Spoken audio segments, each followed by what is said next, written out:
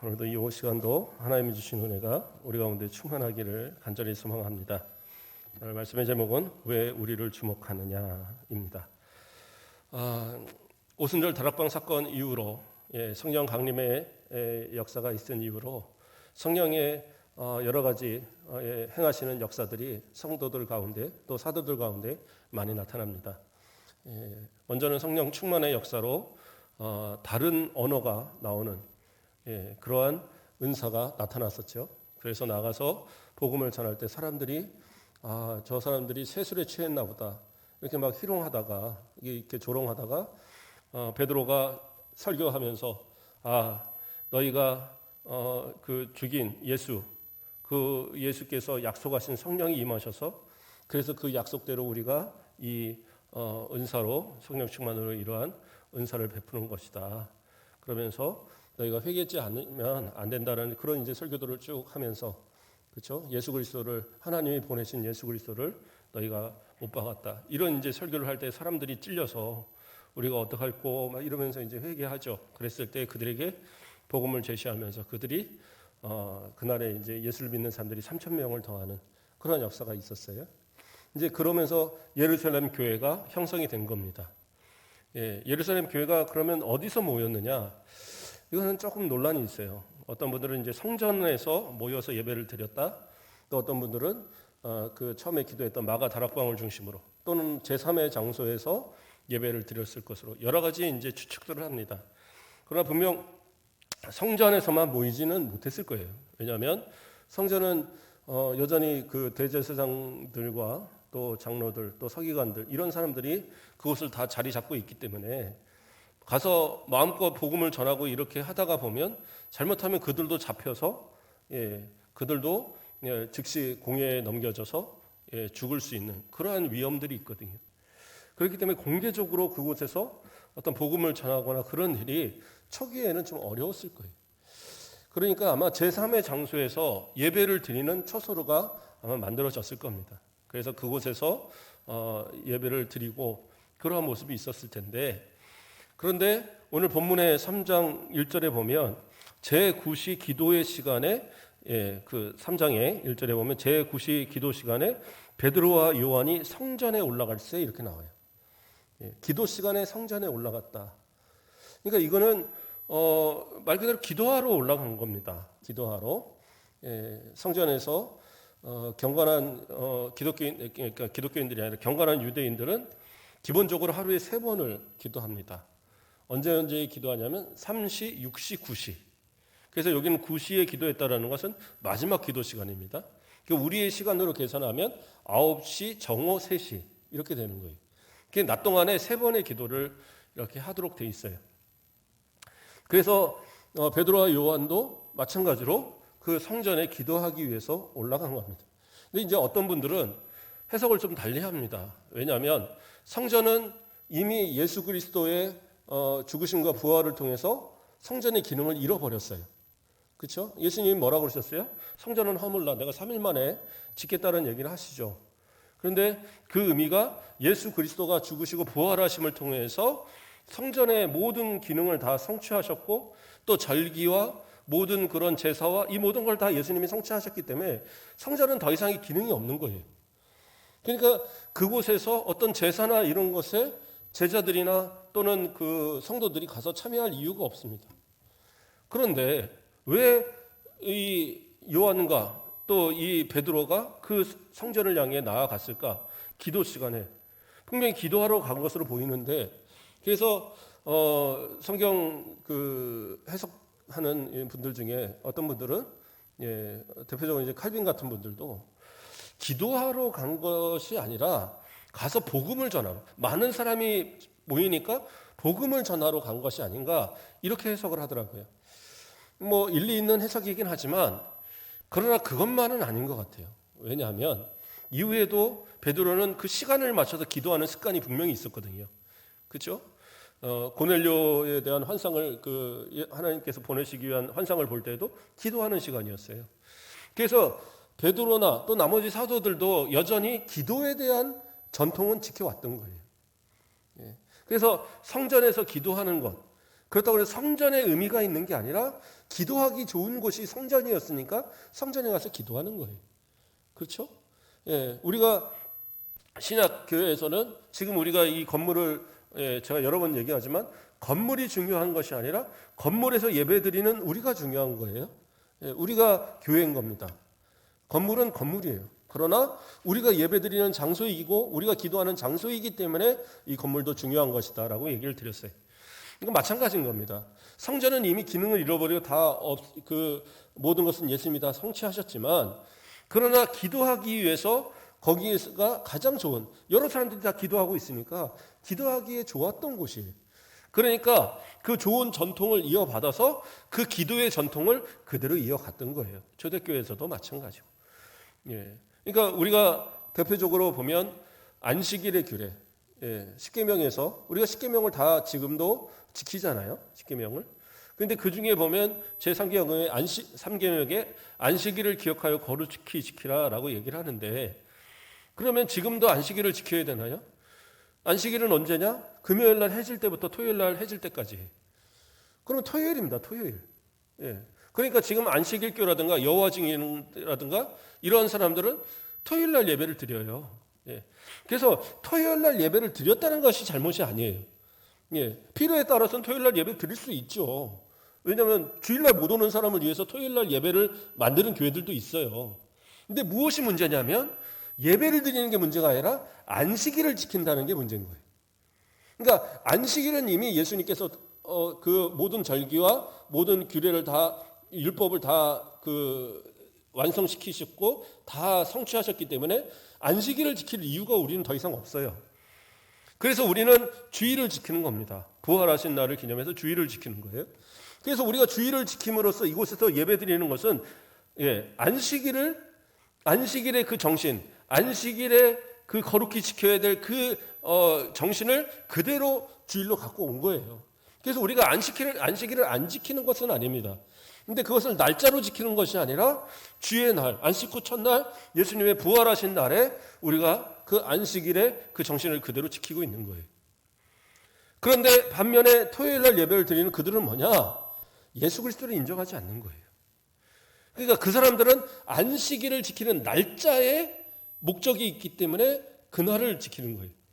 그래서 예배를 토요일 날 드렸다는 게 잘못이 아니라 안식일을 그날로 지키는 것. 다시 말해서 율법을 지키는 것이 문제가 되는 거예요. 율법의 규례를 따라서.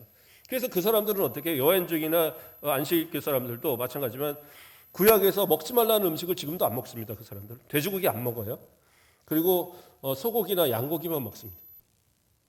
생선들도 비늘 없는 고기 안 먹어요. 그러니까 갈치라든가 뭐 이런 그러니까 비늘이 이렇게 막 돼 있지 않는 그런 고기들은 안 먹습니다. 오징어 같은 거 절대 안 먹고. 이제 그런 거예요. 예, 그런 건데 그래서 안식일교에서 만들어낸 것이 콩고기, 그 단백질 합성해갖고 콩 합성해서 고기처럼 만들어낸 거 있잖아요. 예, 이렇게 요리 잘하면 또 고기 맛이 나기도 하는데 그런 식으로 이제 그 사람들은 안식일을 지켜야 된다 주장을 하는 거예요. 그러나 우리는 어떻게 해요? 안식일은 예수님이 다 성취하셨기 때문에 우리는 안식일의 정신만 주일로 지키는 거예요. 그래서 우리가 안식일을 그 규례를 우리가 안 지키는 게 아니라 그것은 이미 날짜는 예수님께서 더 이상 의미가 없기 때문에 성취하셨으므로 그러므로 그 정신만을 그래서 안식일을 거룩히 지키는 것처럼 주일을 우리가 거룩히 지키는 거예요. 자, 그런 것처럼 유대의 좋은 전통이라고 해서 무슨 다 없애는 게 아니라 그 기도의 전통, 구제의 전통, 또 하나님을 향한 그런 어떤 열심의 어떤 전통들은 그대로 초대교회도 다 넘어왔어요. 오히려 더 열심으로 하나님을 섬기는 일에 힘썼던 그러한 모습이 초대교회의 모습들이었던 거예요. 자, 그러므로 베드로와 요한도 마찬가지로 지금 기도를 하기 위해서 바로 성전을 방문했던 겁니다. 자, 그런데 성전으로 갈 때에 그곳에 어떤 곳을 향해서 들어가냐면 미문이라는 곳을 통해서 이제 성전을 들어가요. 미문은 어떤 문이냐면 그 예루살렘 성에 여러 문이 있는데 그 중에 성전을 바로 들어갈 수 있는 문, 그게 바로 미문이에요. 그래서 다른 문들은 그 안으로 들어가서 성전으로 들어가는 문이 있는데, 이 미문은 이 예루살렘 성 밖에서 바로 성전으로 들어갈 수 있는 그러한 문이기 때문에 사람들이 외부에서 들어올 때 굳이 예루살렘 성으로 안으로 들어가서 돌아갈 필요 없이 직접 민문으로 드나드는 그러한 모습들이 많았던 거예요. 그러니까 그곳에는 사람들이 많이 모였죠. 항상. 그러니까 그곳에서 누가 구걸하는 사람들이 많았던 겁니다. 근데 이 베드로와 요한이 들어갈 때에 마침 그 2절 말씀을 보면 뭐가 나옵니까? 나면서 못 걷게 된 이를 사람들이 메고 오니 이는 성전에 들어가는 사람에게 구걸하기 위하여 날마다 미문이라는 성전문에 두는 자라, 이렇게 되어 있어요. 그렇죠? 그 미문이라는 성전문, 성전으로 바로 들어갈 수 있는 그 문 앞에 자리 잡고 있는 나면서부터 걷지 못하는 그 사람이 있었다라는 거예요. 그 사람이 구걸을 하고 있어요. 근데 마침 그 지나가는 베드로와 요한한테도 구걸을 하는 겁니다. 베드로와 요한이 누군지는 모르겠죠. 그가 알았으면 어떤 더 다른 것을 구했을 텐데, 그가 구한 것은 먹을 것, 일용할 양식, 그것에 대한 것을 구한 겁니다. 근데 걷지 못하는 그 사람이 진짜 구하는 거, 진짜 가장 갖고 싶은 것이 먹을 것이고 돈이겠습니까? 그에게 가장 필요한 것은 지금 걷고 뛰는 것이에요. 지금 이렇게 남한테 손을 벌려서 자신이 그것으로 인하여 살 수밖에 없는 그러한 이 비참한 상황이지만, 그러나 만일 자기가 걷고 뛴다고 한다면 자기가 일해서 번 정당한 돈으로 먹고 살겠죠. 그러므로 아마 평생에 그는 마음에 걷고 싶은 마음, 뛰고 싶은 마음, 그게 아마 가장 큰 소원이었을 거예요. 그러나 이것은 불가능한 일이었던 거잖아요. 자기 생각에는 이건 도저히 불가능한 일이기 때문에 포기하고 있었을 뿐입니다. 그래서 베드로와 요한에게도 그들이 그러니까 못 걷는 사람이 구하는 것은 뭐예요? 먹을 것 또는 돈, 하루에 먹을 양식, 이런 것을 구했던 겁니다. 그러나 베드로가 뭐라고 얘기합니까? 거리를 향해서 우리를 주목하여 보라고. 그렇죠? 4절 말씀을 보면 베드로가 요한과 더불어 주목하여 이르되 우리를 보라, 이렇게 말합니다. 우리를 보라. 아마 이 거리는 저 사람들이 나에게 뭐 돈을 줄려나 보다, 어떤 그런 기대를 하고 바라봤을 거예요. 그때 베드로가 뭐라고 얘기합니까? 6절 말씀을 보면 베드로가 이르되 은과 금은 내게 없거니와 내게 있는 이것을 내게 주노니 나사렛 예수 그리스도의 이름으로 일어나 걸으라. 뭐예요? 예수님의 이름으로 일어나 걸으라는 거예요. 은과 금은 내게 없어요. 그러니까 지금 이 거린이 기대했던 것은 은과 금이란 말이에요. 그 당시에 사용되어지는 그 동전들 또는 그런 조금 더 좋은 은, 조금 더 좋은 금, 이런 것을 기대했지만 뭐라고 그래요? 은과 금은 내게 없으나 뭐예요? 내가 가진 가장 귀한 것, 예수 그리스도의 이름으로 명한다는 것이죠. 나사렛 예수 그리스도의 이름으로 명하노니 일어나라는 거예요. 그러니까 지금 베드로는, 이 요한은 가장 귀한 것을 지금 선물하고 있는 거예요. 그 먹고 마시고 또는 그것을 살 수 있는 돈, 이것이 아니라 지금 가장 귀한 것을 그에게 주고 있어요. 그러니까 우리가 여기서 좀 주목해서 볼 부분이 뭐냐 하면, 자 보세요. 나사렛 예수 그리스도의 이름으로 일어나 걸어라. 그러면 여기서 가장 중요한 그 단어가 뭡니까? 우리는 보통 보면 걸으라는 것을 생각을 한단 말이에요. 그렇죠? 걸어라 하니까 걸었다. 아니에요. 더 중요한 것은 뭐냐? 나사렛 예수 그리스도의 이름이에요. 그러니까 베드로가 주고자 했던 것은 나사렛 예수 그리스도의 이름인 겁니다. 그 예수 그리스도의 이름을 주어서 그가 그 예수 그리스도를 믿고 구원받기를 원하는 그 마음에서 그에게 예수의 이름을 전해서 예수의 이름으로 일어나라고 얘기한 거예요. 그러니까 일어나는 것은 부차적인 거예요. 그러니까 일어나는 것이 전부라고 생각하니까 일어나면 모든 것이 다 해결된 것으로. 그러나 가장 중요한 건 뭐예요? 예수 그리스도의 이름이 전해지는 것. 그게 더 중요하다라는 거예요. 사람들은 생각할 때 그 걷는 거, 일어나는 것에만 주목을 합니다. 예, 그도 그러한 것이 신기한 거잖아요. 그렇죠? 예, 참고적으로 누가 그런 질문을 하더라고요. 장애인들이 많은데 어떻게 보면 나면서부터 장애인 사람들도 많이 있고 어려서 사고를 통해서 장애인 사람도 있는데 그러면 그 사람들은 왜 하나님이 만드셨을까? 왜 하나님들이 그렇게 만드셨을까? 이런 질문이 있더라고요. 이러한 질문은 예, 제자들 가운데도 있었던 것 같아요. 예, 사람들마다 좀 그런 고민을 해보지 않겠어요? 요한복음에 보면 9장에 그런 질문을 합니다. 제자들이 한 맹인을 보면서 아니 저 사람은 이렇게 나면서부터 못 보게 된 것이 자기의 죄입니까? 아니면 부모의 죄입니까? 그렇게 물어봐요. 그렇죠? 이 유대인들은 그 부모의 죄라고 생각들을 했어요. 왜냐하면 십계명에서도 하나님 앞에 그렇죠? 하나님을 제대로 섬기지 않는 그 죄에 대해서 하나님께서 어떻게 3대까지 갚으신다고 그랬잖아요. 예. 그리고 하나님을 사랑하고 하나님을 잘 섬기는 그들에게는 1000대까지 갚아주시고. 그래서 그 부모의 죄 또는 부모의 어떤 그것이 그 후대까지 이어진다라고 봤거든요. 물론 성경적으로 봐서 아예 아닌 건 아니에요. 분명히 영향력은 있습니다. 그러나 죄의 어떤 값에서는 죄는 영향력을 주지만 죄로 인한 어떤 그런 그 징벌 그것까지 부모의 책임으로서 자녀가 간다. 그건 아니에요. 그건 신약에서는 그렇게 되지 않습니다. 구원은 개인적인 개념이지 어떤 집단적인 개념이 아니거든요. 물론 구약에서는 이스라엘 전체의 집단적인 개념이 컸어요. 그러나 신약에 와서는 개인적인 개념이 큰 겁니다. 성령께서 우리 가운데 내주하시지 집단적으로 모든 사람을 묶어서 구원하시는 거 아니에요. 개별로. 부모가 잘 믿어도 자녀가 안 믿으면 자녀도 지옥 가는 거예요. 어쩔 수 없어요. 그러나 부모의 죄 때문에 자녀가 벌받고 그런 일은 없어요. 오해하시면 안 돼요. 물론 영향력은 있죠.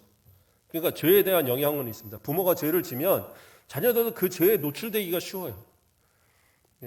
그래서 도둑질 집안에 도둑들하는 사람 나고 학자 집안에 학자 나오는 거예요. 그게 영향력인 겁니다. 그것이 어떤 흐르는 무슨 저주 이런 거 아니고 그 보여주는 영향력을 배우는 것이기 때문에 그것은 하나님께서 어떻게 하신 거나 아니면 부모의 죄를 그대로 이어받거나 그런 건 아닙니다.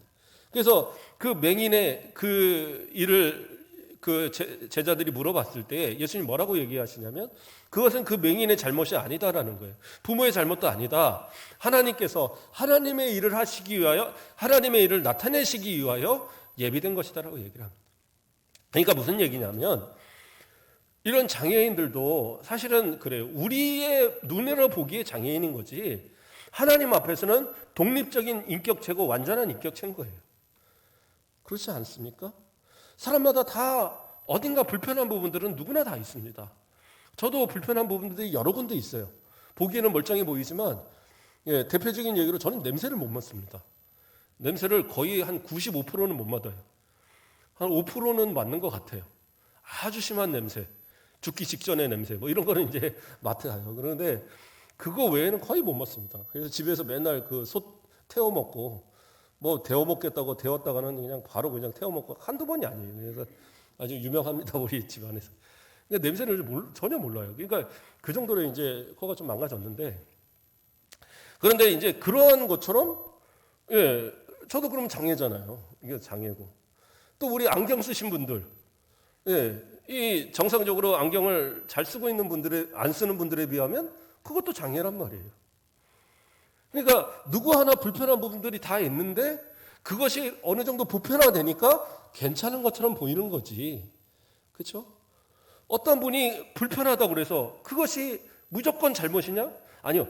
보편인 거에서 조금 다른 것뿐이지 그건 다른 거지 나쁜 거나 아니면 그것이 무슨 죄 때문에 있거나 그것이 특별한 어떤 멸시를 받거나 차별을 받아야 될 이유가 아니라는 말이에요. 그러니까 요즘 정치권에서 차별금지법 이런 거 얘기하는데 그러니까 뭐 장애인들 차별하면 안 되지 않습니까? 가난한 사람 차별하지 하면 안 돼. 근데 은근슬쩍 그거 외에 무슨 그 동성연애 뭐 이런 거를 집어넣어서 차별을 얘기하니까, 차별하면 안 된다고 얘기를 하니까 이제 기독교가 반대를 하는 거예요. 당연히 장애인들 또는 뭐 그런 소외된 사람들, 이런 사람들은 평등하게, 차별받지 않을 권리가 분명히 있습니다. 성경도 분명하게 그렇게 가르치고. 그러나 중요한 건 뭐예요? 동성연애는 차별이 아니에요. 그 사람들이 무슨 차별을 받습니까? 차별 안 받잖아요. 뭐 누가 뭐라고 하면 명예훼손이라고 또 해서 지금의 법으로도 충분히 자기들이 누릴 권리를 얻어요. 얼마 전에 뭐 자살한 그 하사도 자기가 남자인데 가서 미국 가갖고 휴가 기간에 이제 미국인가 하여튼 어느 나라 가갖고 여자로 성전을 하고 왔는데 거기서 잘렸어요, 군부대에서.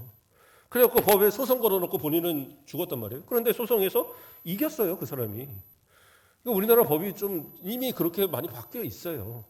근데 굳이 차별금지법을 만들어야 되는 이유는 뭐냐? 그 사람들은 뭐라고 얘기하느냐? 동성연애 안 된다고 말하지 말라라는 거예요. 그러니까 역차별이죠. 안 되는 건 안 되는 거지. 그걸 안 된다고 말하는 것이 차별입니까?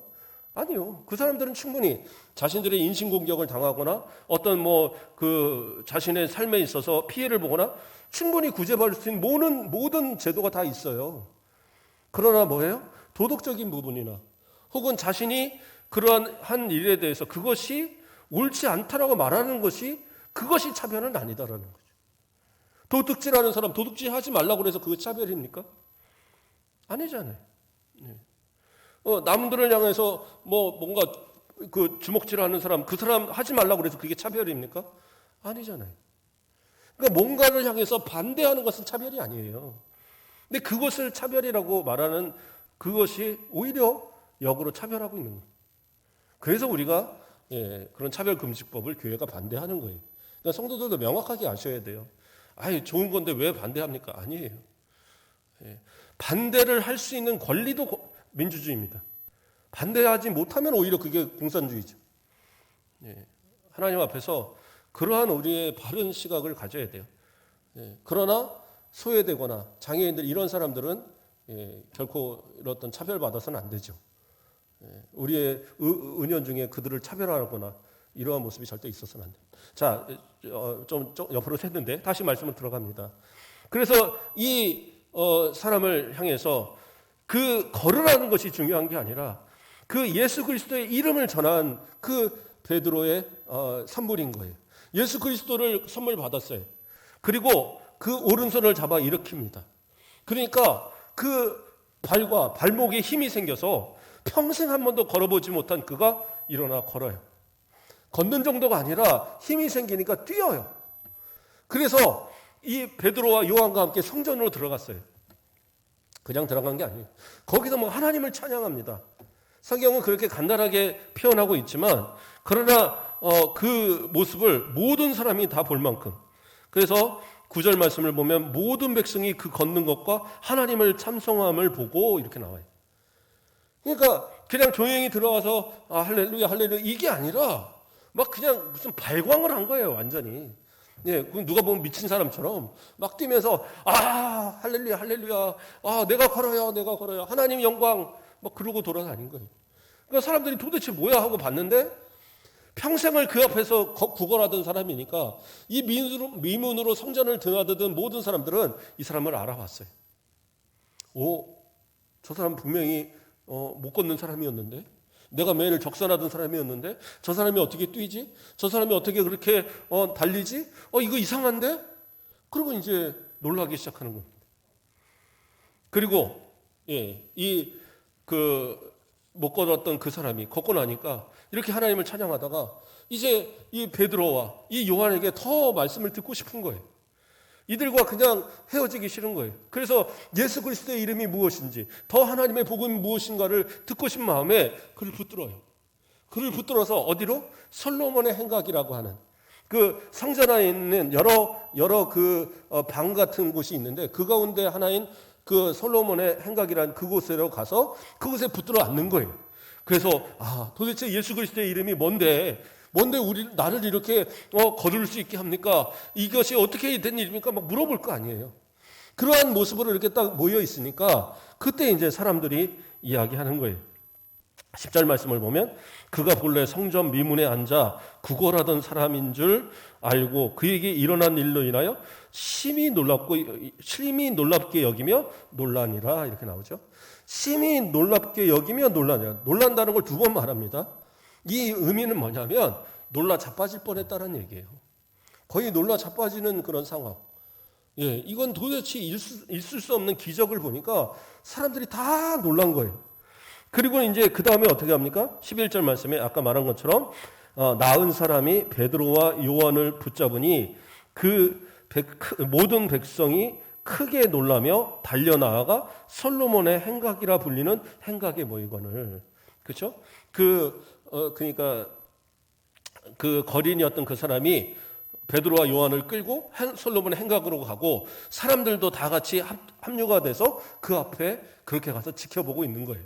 이게 도대체 뭔 일인가 하고 지켜보는 거예요. 그랬을 때에 베드로가 얘기합니다. 12절에 베드로가 이것을 보고 백성에게 말하되 이스라엘 사람들아 이 일을 왜 놀랍게 여기느냐? 우리 개인의 권능과 경건으로 이 사람을 걷게 한 것처럼 왜 우리를 주목하느냐? 이렇게 이야기하고 있어요. 이게 정말 중요한 포인트입니다. 왜 우리를 주목하냐는 그 말. 이게 놀랄 일이냐? 이렇게 이야기하고 있어요. 왜 놀라운 것처럼 보느냐? 이게 내 개인의 경건과 내 능력으로 했느냐? 아니다라는 거예요.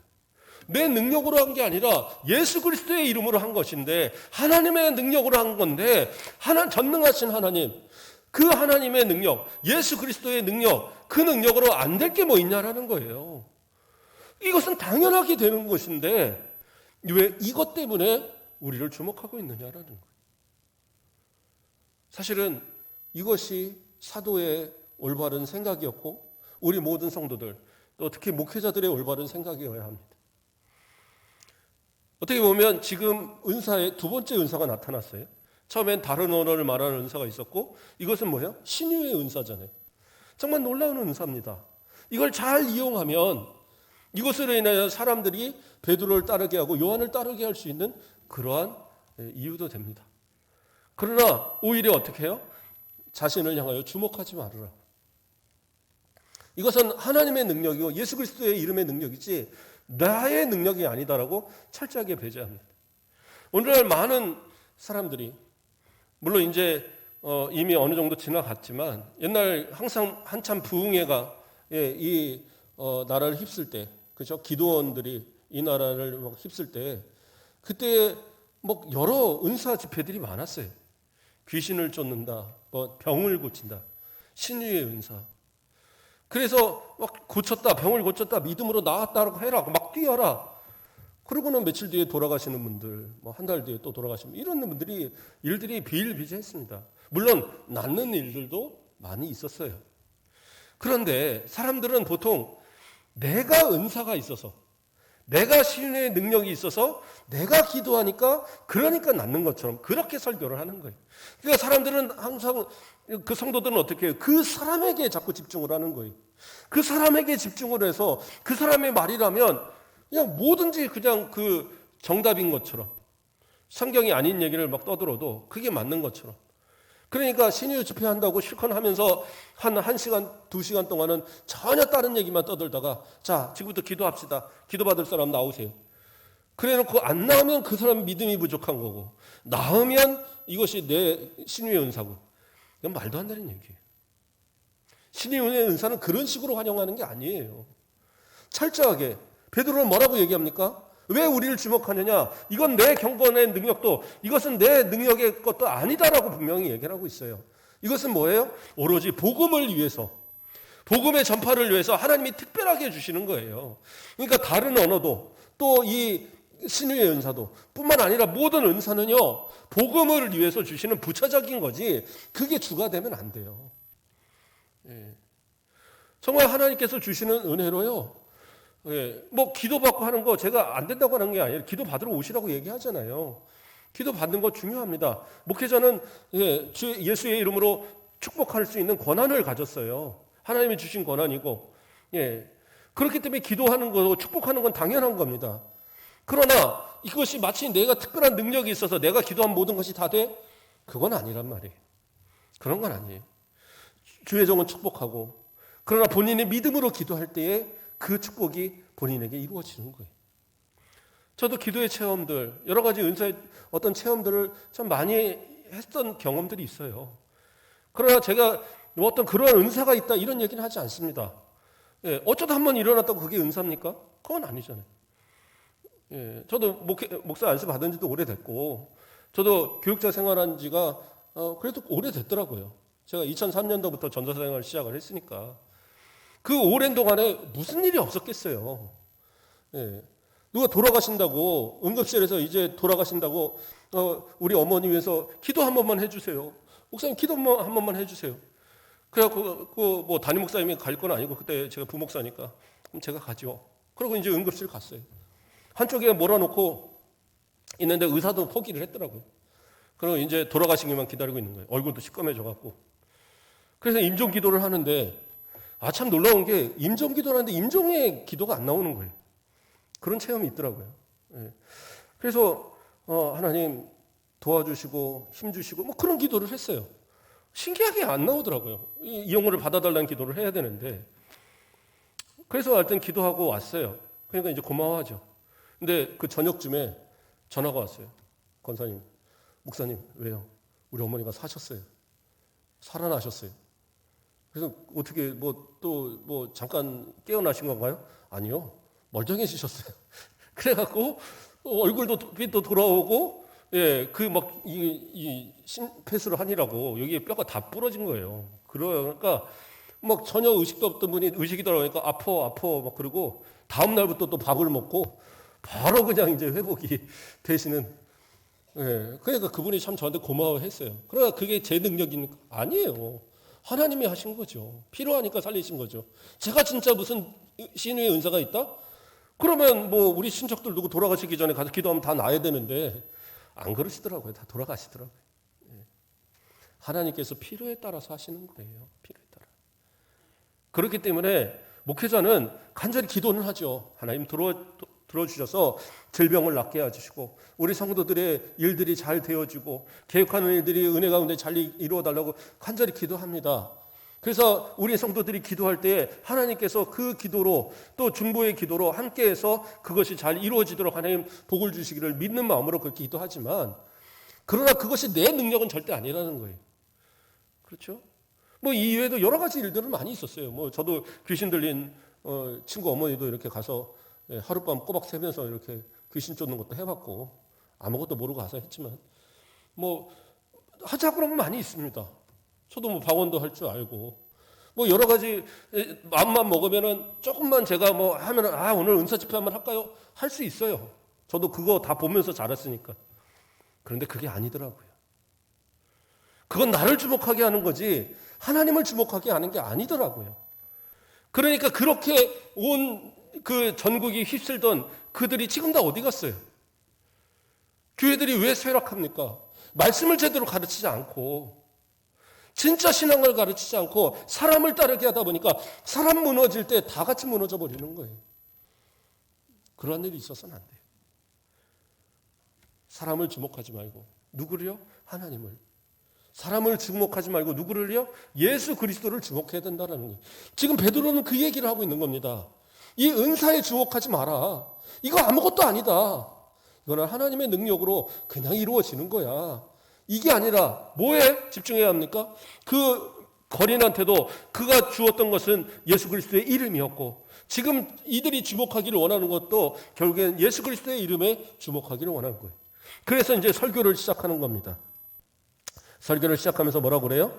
12절을 보면 베드로가 이것을 보고 백성에게 말하되 이스라엘 사람들이 이 일을 놀랍게 여기느냐 이렇게 쭉 했고요. 13절에서 아브라함과 이삭과 야곱의 하나님 곧 우리 조상의 하나님이 그의 종 예수를 영화롭게 하셨느니라 이렇게 얘기하고 있어요. 그러니까 여기서 뭐라고 그래요? 하나님은 어떤 하나님이세요? 아브라함과 이삭과 야곱의 하나님, 우리 조상의 하나님, 그 하나님이셔요. 근데 그 하나님이 누구를? 예수 그리스도를 영화롭게 하셨어요. 그러니까 이 얘기는 뭐냐? 예수님께서 하나님의 아들로서 하나님께서 보내신 그러한 예수님이신데 그 뒤에 이어지는 얘기를 그런데 그 예수님을 어떻게 해요? 이 유대인들은 그 예수님을 갖다가 죽였어요. 그래서 15절을 보면 생명의 주를 죽였도다. 그러나 하나님이 죽은 자 가운데서 그를 살리셨으니 우리가 이 일 중에 증인이다. 그러면서 예수를 죽인 이들이 누구냐? 바로 너희들이다. 너희들이 하나님께서 영화롭게 하시고 하나님께서 인정하신 그 예수를 누가? 너희들이 그 법정에서 빌라도가 이 사람은 무죄다 했는데도 불구하고 그 예수님을 죽이게 하고 그 살인한 바라바는 놓아주게 하고 그러면서 너희가 그렇게 했던 그 예수님, 그런데 하나님은 어떻게 해요? 그 예수님을 다시 살리셨다. 그러면서 예수 그리스도에 대해서 그에게 전하는 그러한 이제 모습이 나타납니다. 예수 그리스도를 전했어요. 그 다음엔 또 어떤 것이 나옵니까? 16절을 보면 그러고요. 17절부터는 자 봅니다. 형제들아 너희가 알지 못하여서 그리하였으며 너희 관리들도 그리한 줄 아노라. 그래 너희가 그렇게 했던 거 누구예요? 예수 그리스도가 누군지를 몰랐으니까 그렇게 했다. 이렇게 던지는 거예요. 몰랐으니까 그렇게 했다. 그 앞서서 죄송합니다. 16절에 보면 그 이름을 믿음으로 이 이름이 너희가 보고 아는 사람을 상하게 하였나니 예수로 말미암아 난 믿음이 너희 모든 사람 앞에서 이같이 완전히 낫게 하였느니라 하면서 그 너희가 죽였던 그 예수 그리스도 하나님께서 살리신 그 예수 그리스도의 이름으로 인해서 그 예수 그리스도를 믿음으로 바로 그 안진뱅이 그 나면서 못 걸었던 그 사람을 고칠 수 있었다. 이렇게 이제 증거를 한 거예요. 그 다음에 17절은 너희가 몰라서 그랬던 것이다. 그런데 이것은 뭐예요? 곧 선지자들로부터 다 증언된 예수에 대해서 다 이미 그 선지자들을 통해서 다 알려졌던 그러한 내용이다. 이제 그것을 이제 이후에 설명을 하고요. 그 다음에 19절에서 뭐라고 합니까? 그러므로 너희가 회개하고 돌이켜 너희 죄 없이 함을 받으라. 이같이 하면 새롭게 되는 날이 주 앞으로부터 이를 것이요. 뭐예요? 회개하라는 것. 지금 그것을 얘기하고 있습니다. 그래서 지금 복음의 내용을 차근차근 얘기하는 거예요. 그러니까 사람들의 주목은 처음에는 뭐였어요? 그 병 고친 사람에게 집중이 되었던 것을 베드로가 이제 하나씩 설교하면서 예수 그리스도를 하나님이 보내신 예수 그리스도를 너희가 죽였고 그런데 그 예수는 하나님이 살리셨고 그 예수 그리스도를 믿음으로 이 사람이 나았고 그런데 그 예수님을 죽였던 이유는 너희들이 몰라서 그랬던 거고 그러면 그 모르는 것도 죄인인데 어떻게 해요? 회개하면 하나님께서 용서하신다라는 그 말씀을 하고 있는 거예요. 그 다음에 쭉 내려가서 26절 25절을 보겠습니다. 너희는 선지자들의 자손이요 또 하나님이 너희 조상과 더불어 세우신 언약의 자손이라 아브라함에게 이르시기를 땅 위의 모든 족속이 너희 씨로 말미암아 복을 받으리라 하셨으니 하나님이 그 종을 세워 복 주시려고 너희에게 먼저 보내사 너희로 하여금 돌이켜 각각 그 악함을 버리게 하셨느니라. 이건 무슨 얘기냐면 하나님께서 이미 아브라함에게 약속하신 그 약속 때문에 너희를 버리지 않으시고 지금 먼저 이 예수 그리스도에 대한 복음을 너희에게 전하게 해 주셨다라는 거예요. 그러니까 너희한테는 좀 특별한 대우를 지금 전해주고 있다라는 거예요. 예수 그리스도를 죽이기까지 하고 몰랐을지라도 그렇게 죄까지 범했는데 회개하기만 하면 하나님은 어떻게 해요? 용서하시고 그리고 이 예수 그리스도로 인한 구원을 너희에게 먼저 주셨다라고 그렇게 얘기하는 거예요. 우리 오전에도 얘기했고 지난번에도 살폈었지만 이 사도행전 1장 8절에서 우리가 얘기하는 것이 뭐였어요? 오직 성령이 너희에게 임하시면 너희가 권능을 받고 예루살렘과 온 유다와 그래서 예루살렘과 유대가 복음의 제일 먼저 전해질 곳이었어요. 그래서 예루살렘 교회를 통해서 먼저 유대 지역에 복음이 전해졌고 그것을 중심으로 인해서 이방으로 복음이 전해지기를 원하는 것이 예수님의 계획이고 하나님의 뜻이었던 거예요. 그것을 지금 베드로는 이야기하고 있는 겁니다. 그러므로 너희는 지금 특별한 대우를 받고 있는 거다. 너희가 죽인 예수가 정말 이 기회를 주신다. 그래서 예수 그리스도를 믿음으로 회개하면 그러면 용서함을 받고 너희가 구원을 받을 수 있다. 이것에 대한 복음을 제시하고 있는 겁니다.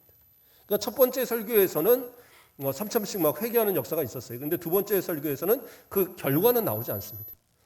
그런데 이 자체가, 이 복음의 자체가 상당히 중요한 겁니다. 뭐가 중요하느냐? 예수 그리스도가 드러나줘야 되고 자기는 낮춰지는 그 사도들의 모습. 그것이 진짜 복음을 가진 성도들의 모습이다라는 것을 우리에게 말하고 있는 거예요. 저와 여러분도 마찬가지입니다. 삶 속에서 우리가 주목하고 또 우리가 바라보는 것이 무엇인가를 항상 생각하셔야 돼요. 우리가 가장 중심이 되는 것은 예수 그리스도여야 되고 예수 그리스도의 이름이 되어야 됩니다. 그런데 우리는 항상 예수 그리스도를 믿음으로 주어지는 부차적인 것을 자꾸 먼저 생각한단 말이에요. 걷게 되는 것, 그렇죠? 또는 먹게 되는 것, 또 입게 되는 것, 내가 누릴 것, 그것에 자꾸 주목한단 말이에요. 그러나 그것은 중요한 게 아니에요. 우리가 가진 가장 중요한 것은 뭐냐? 예수 그리스도의 이름이. 예수 그리스도의 이름만 있으면 그 이름을 가진 자는 그 믿음으로 무엇이라도 할 수 있어요. 그러나 어떻게 해요? 내가 한 것처럼 내 것이라고 여기는 그 순간부터 더 이상 예수 그리스도의 이름은 내 가운데 역사하지 않으세요.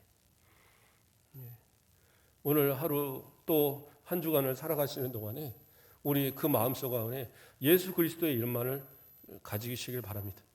그리고 결코 세상을 향하여 눈을 돌리지 마시고 그 세상 속에 살아가면서도 복음이 우리를 통해서 증거되어지도록 우리를 바라보는 모든 사람들에게 어떻게 그렇게 일을 잘해? 어떻게 그렇게 하면 당신처럼 복을 받아? 어떻게 하면 그렇게 건강할 수 있어? 어떻게 하면 그렇게 하는 일마다 잘 돼? 이런 어떤 누군가가 부러할 때에 이해할 수 있어야 돼. 그것을 이용해서라도 예수 그리스도를 믿으면 예수 그리스도를 통해서 하나님이 주신 복이라는 사실들을 증거할 수 있는 그런 모습.